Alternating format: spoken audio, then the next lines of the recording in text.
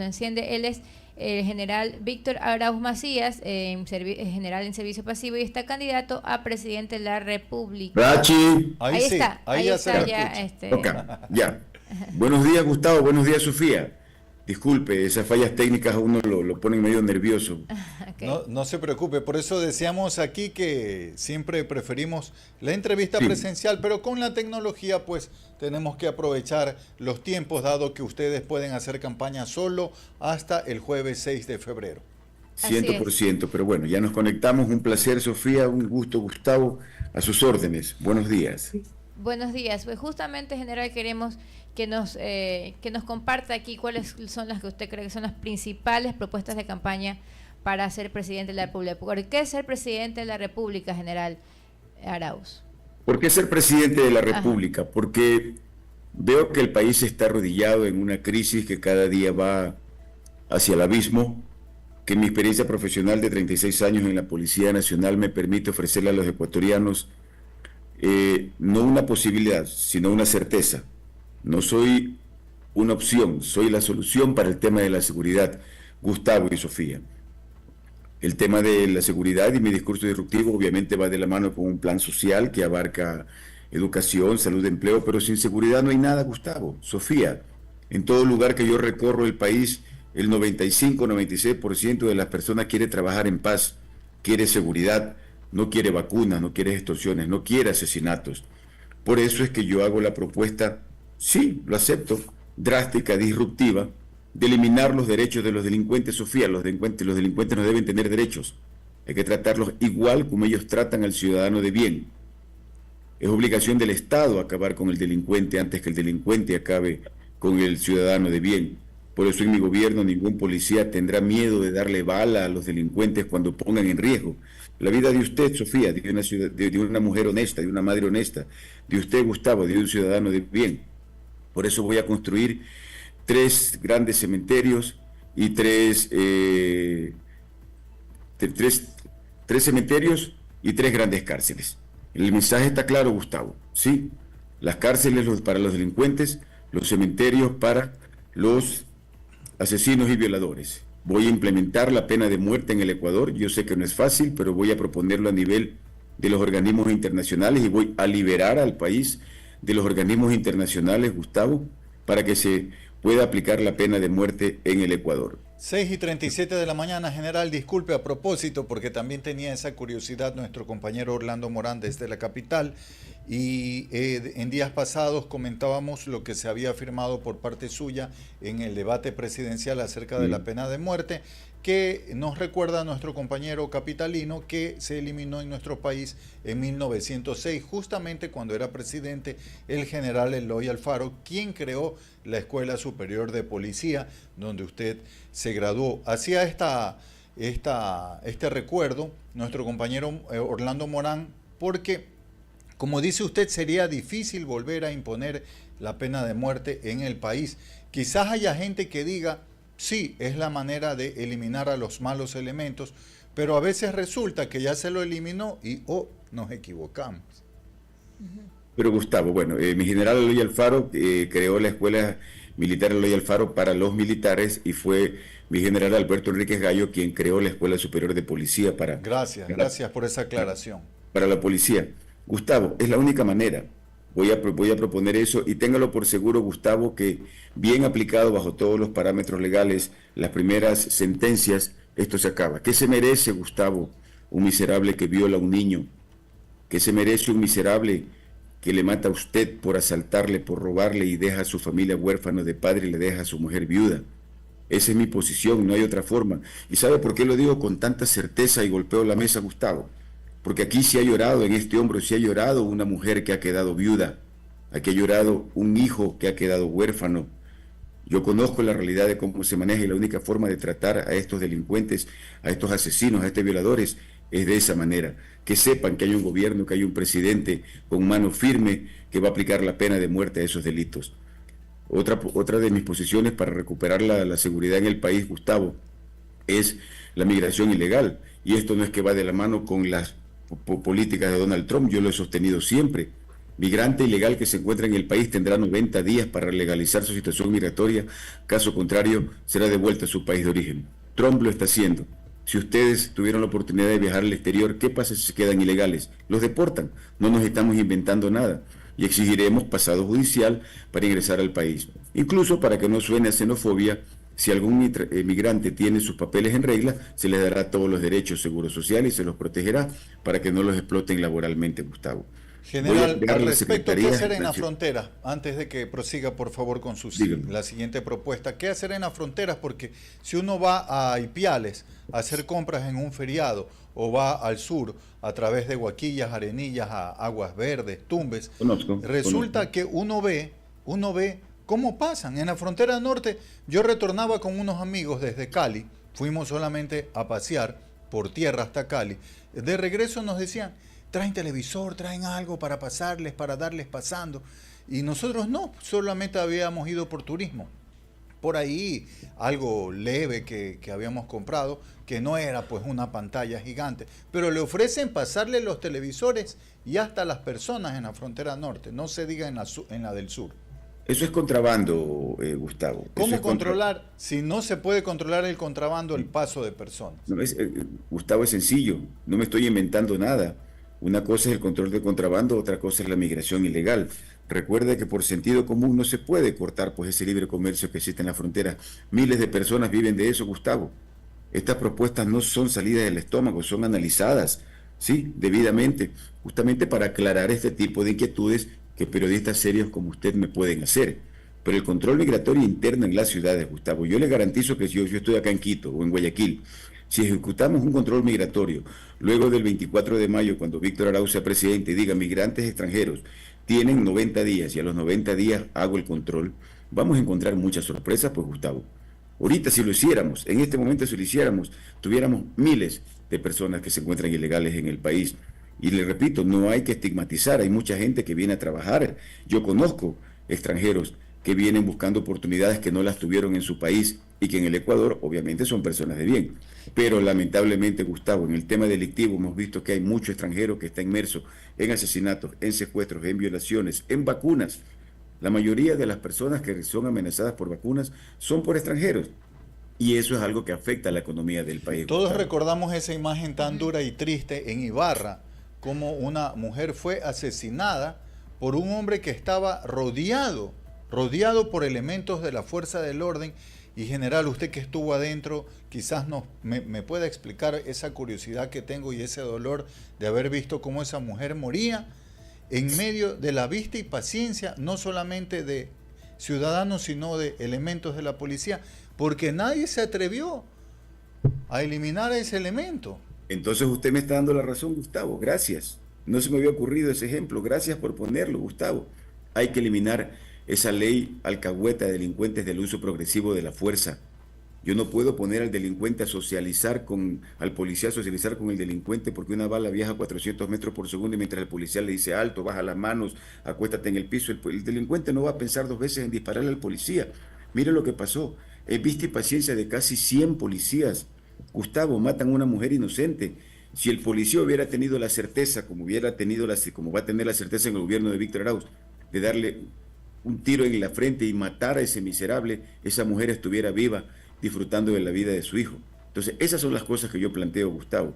En mi gobierno, ningún policía tendrá miedo de darle bala a este tipo de delincuentes, a estos miserables. Esa es mi posición, Gustavo. En seguridad es la única manera de recuperarla. Es la única forma de recuperar. Y obviamente, planteando la pena de muerte es un complemento a esta fuerza y a esta seguridad y a este respaldo que van a tener mis policías y los militares para enfrentar a la delincuencia. General, pero ¿cómo hacer el procedimiento para que se cumpla esto? Porque si usted lo plantea, me imagino que iría por qué, por una asamblea, por una consulta popular, si es por medio de una asamblea constituyente o por medio de la asamblea normal, usted, digamos que en el hipotético caso no tenga mayoría, porque así ha ocurrido en los últimos años en las elecciones, el presidente no ha tenido mayoría en la asamblea, se ha dividido el voto.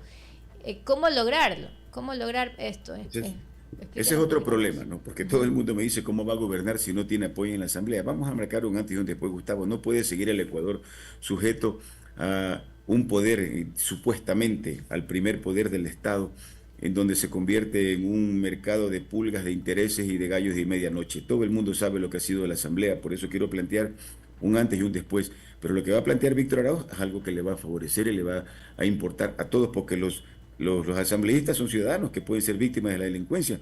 Y vamos a identificar quién se va a poner a las medidas que propone Víctor Arauz para cambiar el país. Usted lo acaba de decir. Si la memoria no me falla, creo que es el artículo 66 de la Constitución, donde dice pues que hay que proteger y dar garantías y el derecho de la vida. Pero yo le pregunto, ¿los delincuentes respetan la Constitución? ¿Los delincuentes respetan la vida, Gustavo? Solamente los ciudadanos de bien respetamos la vida. Solamente los ciudadanos de bien respetamos las leyes. Entonces, le aclaro una cosa, Gustavo, respondiéndole a usted, Sofía. A través de reformas, a través de la Asamblea, se quiere una constituyente, se quiere una consulta popular para instalar una constituyente. Esas son cosas que toca hacerlas aquí dentro del país. Lo más complicado, y lo reconozco, es plantearlo a través de los organismos internacionales, porque estamos suscritos a esos tratados. Y yo no le puedo pues exponer, Gustavo o Sofía, al Ecuador a sanciones internacionales, a críticas internacionales dentro del ámbito político. Así que sé cómo lo tengo que hacer. Pero volviendo al tema que usted indicaba, Sofía, el tema de la Asamblea, vamos a cambiar, hay que cambiar, Sofía. O sea, no podemos seguir con esta misma historia. Gustavo, no podemos seguir todos los días en ese juego de intereses en donde lo único que han hecho es preocuparse de sus intereses particulares y no legislar y no servir al pueblo ecuatoriano. General, justamente otra de las inquietudes de las problemáticas que se nos ha presentado últimamente en nuestro país es el tema energético. Eso le preocupa a todos ciudadanos. Usted sabe, hemos vivido hasta 14 horas de racionamiento. Hemos preguntado justamente a todos los candidatos presidenciales cómo resolver esto, porque claro, ahorita estamos con lluvias, gracias a Dios, y aparentemente, pues bueno, vamos a tener unos meses de energía eléctrica, de estabilidad en el tema eléctrico, pero después no sabemos, y justamente más tarde vamos a tener a un analista económico sobre este tema, cómo nos va a ir en la energía eléctrica. Pero si no está resuelto el tema de fondo, que son los tratamientos de las termoeléctricas, un nuevo sistema, o no depender solamente de la parte hidroeléctrica, de las hidroeléctricas, ¿cómo resolver este tema? ¿Cómo resolver esta crisis energética que hemos vivido y que no sabemos si es que en adelante la vamos a tener o no? Sofía, usted ha analizado el problema y prácticamente ha dado la respuesta. Está lloviendo, ojalá que siga lloviendo y todos los ecuatorianos con sentido común queremos que no paren las lluvias porque es un problema que nos afecta a todas. Usted acaba de decir que en este caso, si hasta mayo sigue el problema, yo ya tengo previsto que lo primero que toca hacer es darle un verdadero mantenimiento a las termoeléctricas. Hay que recuperar las termoeléctricas, Sofía, Gustavo, que es lo que va a suplir la falta de energía que puedan producir, en este caso, las hidroeléctricas. Pero ya nos hemos vuelto en tema de generación eléctrica, pero hablemos de una manera sencilla para que el pueblo nos pueda entender. Al pueblo ecuatoriano, si continuamos con este problema, que lo más probable es que pueda suceder, porque así lo dicen los entendidos, vamos a dar el mantenimiento a las termoeléctricas y obviamente tendremos que buscar otra alternativa. La energía eólica, tenemos un país tan hermoso, tan rico, estamos a nivel del mar y en 4 horas estamos a casi 2.800 o 3.000 metros de altura. Podemos incursionar en la generación eléctrica eólica como la tenemos en Loja. Podemos recurrir inmediatamente para que el pueblo ecuatoriano pueda acceder al tema de la importación de paneles solares, Sofía. Pero con una importación sensata, sensible. No le podemos decir al señor que vende los helados, a la señora que tiene su negocio, compre un panel solar. Tenemos que hacerlo, obviamente, librando de subsidios y dándole las facilidades. Tendremos que importar, Sofía, generadores. Tendremos que contratar más barcazas. No hay que inventarse nada. Tenemos países en América, tenemos la posibilidad de contratar en América barcazas y no traerlas de Europa. Barcazas que pueden llegar en 3 semanas, en un mes y no en 3, 4 meses. Pero todo lo que se haga, Gustavo y Sofía, esto es muy importante, permítame aclarar, de manera transparente. No puede ser posible que la primera barcaza que se vino acá al Ecuador ni siquiera se había firmado el contrato y ya la barcaza estaba en medio océano. No puede ser que los últimos generadores que se trajeron se contrató con una empresa fantasma. Hay que ser transparentes y eso sí lo digo. Quitaron la generación eléctrica del país para darle como negocio a grupos de familiares y amigos, y eso fue hecho intencionalmente. El mismo presidente en su debate de hace más de 1 año y medio dijo Las mismas palabras que estamos diciendo ahora. Podemos tener un estiaje y hay que darle mantenimiento a las termoeléctricas y no lo hizo. La pregunta es, ¿por incapacidad, por desconocimiento o lo hizo a propósito? Esa es mi respuesta a su pregunta, Sofía. 6:50 de la mañana casi debemos ir aterrizando esta entrevista porque tanto usted tiene otros compromisos como nosotros aquí. Ya llega nuestro siguiente entrevistado, general, pero me interesa conocer la parte social porque todos sabemos que los niveles de inseguridad a los que hemos llegado se derivan de falta de educación, falta de cultura y falta de oportunidades. Usted lo acaba de decir, la delincuencia común es producto de la falta de oportunidades, el que le rompe el vidrio del carro, el que le arrancha el teléfono. Es ese pobre padre, discúlpeme que lo diga así, porque una cosa que usted y yo al mediodía lleguemos a la casa, Gustavo y Sofía, y tengamos un plato, así sea un arroz con huevo, que es delicioso, ¿no? Pero el que llega a la noche, pero el que llega de noche, Gustavo y Sofía, el padre que tiene esperando 2, 3 hijos y que no tienen nada en la barriga, eso produce la delincuencia común. Y a ese hombre hay que darle educación, hay que darle trabajo para que viva dignamente. Pero insisto, al que mata, al que viola, al que secuestra, al que no tiene retorno, a ese le espera el cementerio con la pena de muerte. En el tema social, como usted decía, hablemos de salud, que es sumamente importante. No va a haber no volverá a existir un ecuatoriano que muera en un hospital por falta de atención médica o por falta de medicamentos. Nunca más va a faltar medicamentos gratuitos. Vamos a repotenciar todos los hospitales y le daremos todos los equipos. Permítame decirle en el tema educativo, Gustavo, esto es importantísimo. En el tema educativo va a haber desayuno, almuerzo, útiles, uniformes gratis.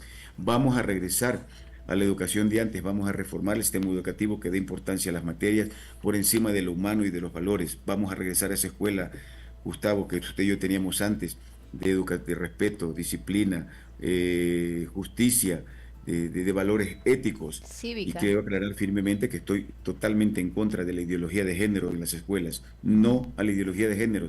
La familia y los niños no se los toca. Y por ende, en el tema de generación de empleo, reactivando la obra pública, Gustavo, se generan miles de plazas de trabajo, de 50 a 100 mil plazas de trabajo, que se las vamos a dar a jóvenes entre 18 y 30 años, que viven frustrados con el título debajo del brazo, para que se encarguen del mantenimiento y reparación de la obra pública. Y así acabamos con gran parte de la corrupción que es el dar a dedo ciertos contratos para reparación y mantenimiento de la obra pública. Y en el tema económico, Gustavo, vamos a cobrar la plata a los deudores, cerca de 5.000 millones. Vamos a combatir la evasión tributaria, cerca de 5.000 millones más. Vamos a acabar con la corrupción, cerca de 10.000 millones más que se van en corrupción. Ahí son cerca de 20.000 millones, Gustavo. ¿Cuánto es el presupuesto general del Estado? 35.000.